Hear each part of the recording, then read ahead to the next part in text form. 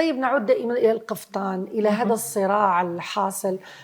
أين قصرنا تحديدا حتى وصلنا ربما لمرحلة أنه يخطف منا تراثنا وموروثنا على الملأ وأمام العالم؟ يعني يقال هذا القفطان ليس جزائري، القفطان مغربي. حتى في المغرب لاحظنا حملة شرسة على مواقع التواصل الاجتماعي تطعن في هذا التصنيف وتقول أن القفطان، يعني حتى لو نعطي الدليل المادي الملموس. نعم. تفضلي أستاذة، يعني بماذا نرد على هذه الأكاذيب والمغالطات؟ نعم، دائما نقول لازم واحد يفرق بين الموروث اللي متوارث من جيل إلى جيل ولا كرياسيون، يعني الإبداع.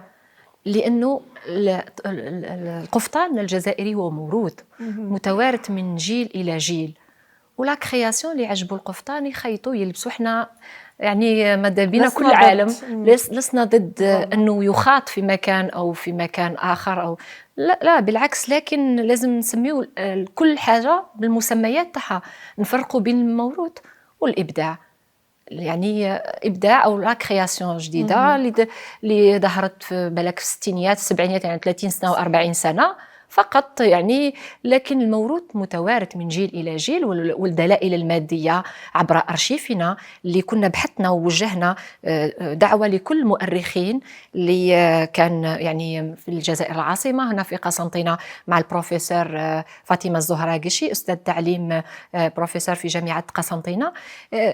كنا أنا معها بحثنا في الأرشيف ولقينا عقود الزواج في سجلات المحاكم الشرعية اللي لقينا فيهم عقود يوثقوا الصداق تاع العروس، صداق وين الصداق تاع العروس بالإضافة إلى قطع الذهبية أو الفضية التي تقدم مع الصداق حسب كل واحد المقدار تاعو. هناك اللباس اللي وجدنا فيه متكررة وبصفة متكررة، الملحفة، الحزام، وأيضا القفطان والقفطان الموبر. نعم، والعقود هذه تعود إلى حتى 1700 يعني.